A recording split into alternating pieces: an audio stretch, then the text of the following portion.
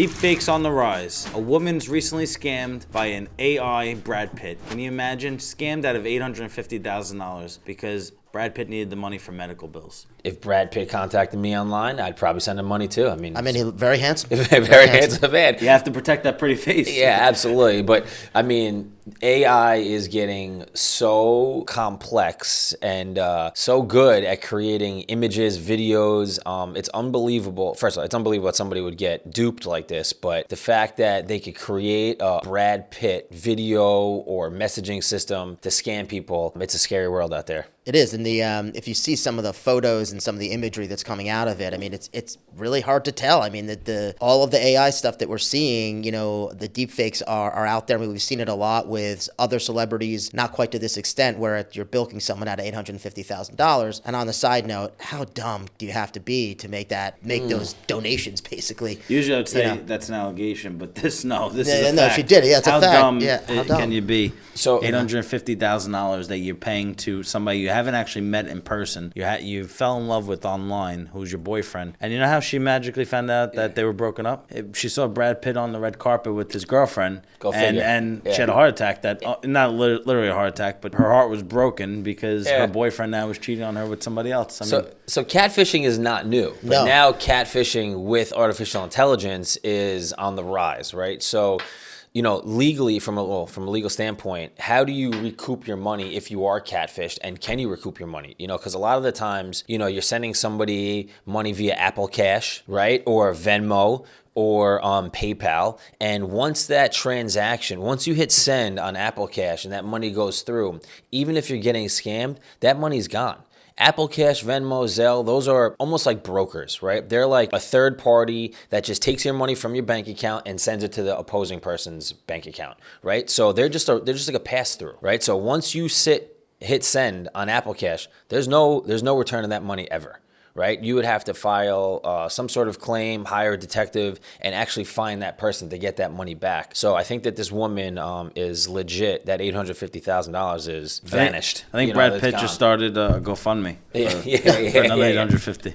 No, but it's listen, AI. We all say, wow, how advanced is it's in its infancy stage. I mean, imagine where this goes from here. But this is just the start of something that could be very bad. And AI has a lot of great benefits, as we all know. But this type of person who gets scammed like this it's unbelievable that Brad Pitt, a famous movie star, a public figure, is going to be in a relationship with you for however long that relationship was going on and would ask you for that amount of money without actually meeting him. I mean, it would be more legit if it was like a D-level actor, you know. Right. Or a random person, because that's more believable. If it was Johnny Drama that hit me up and said, "Hey, I need some shekels," because my star brother's not feeding me anymore, then I can understand. But there's legal cases that I've had where people have been scammed like this, and they've been sending money overseas, having a relationship with their boyfriend or girlfriend, and it's gone. And meanwhile, it's not; those people actually don't exist. They're just Google images of somebody else that they were sending, and in turn, they're getting paid money. And the problem with that is that there's little to no regulation on any sort of dark web. So to track somebody down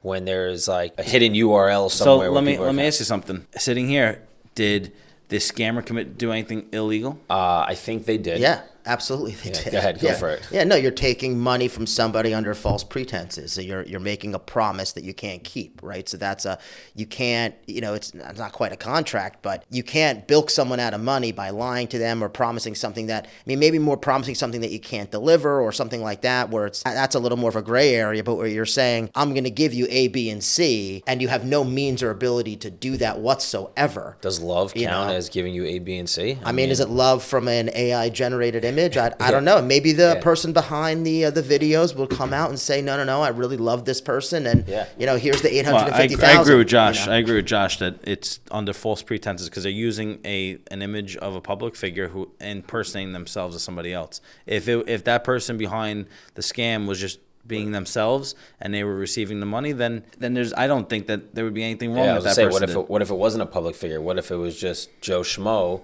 And the person liked this image, and it's still an AI generated. Still a theft. It's still a theft. Yeah. Unless it's that person themselves, then I don't think there would be any wrongdoing. Correct? I think it would. No, I think it would. I think it would depend. I mean, you back in the day, there's always stories about younger men, taking advantage of older women, or younger women taking advantage of older men, and whether that's the Cougars preying on the Cubs, right? So, or whether the younger person, has malicious intent, right? Where the guy's 90 years old, he's in a wheelchair, maybe he's not all there, taking money out of an estate, redirecting money from that was in one trust into a different trust, something like that. I mean, that's actionable, right? That's problematic. So I don't know. I mean, the AI stuff is, think about all the scams that people have fallen for to date that don't involve AI. Then you add AI to that level, and the ability of people to just be awful to each other and to bilk other people out of money. It's gonna continue to get worse. And not only that, the false pretenses and the defrauding of people, the crimes grow greater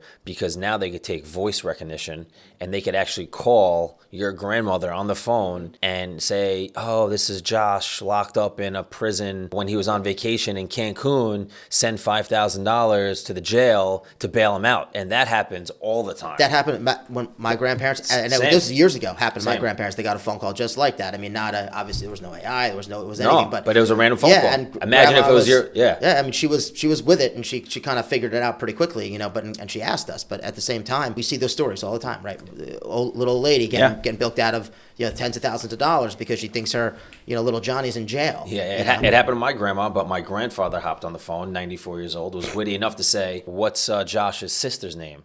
And the guy made up a name, and he said, Josh doesn't have a sister. Click. And he hung up. So, that was pretty smooth of him as a 94-year-old grandfather. But if it was my voice and my grandmother heard me, money would have been out the door within a blink of an eye. And that's what's happening with all these easy pay, apps, and with this AI. I mean, the fraud is growing greater and greater. It's definitely gonna be scary. So everybody needs to really double check it before they send money to anyone. So essentially here, what we're trying to say is once you send people money, that money's gone forever. And although you may have a legal claim, getting that money back is gonna be borderline impossible unless you actually catch the person committing the fraud. So make sure you know where the money's going, make sure you know who you're sending it to, and make sure that person's actually real and not just some computer generated image like Brad Pitt. Don't forget to like, click, subscribe to Legally Raw, S&C Law.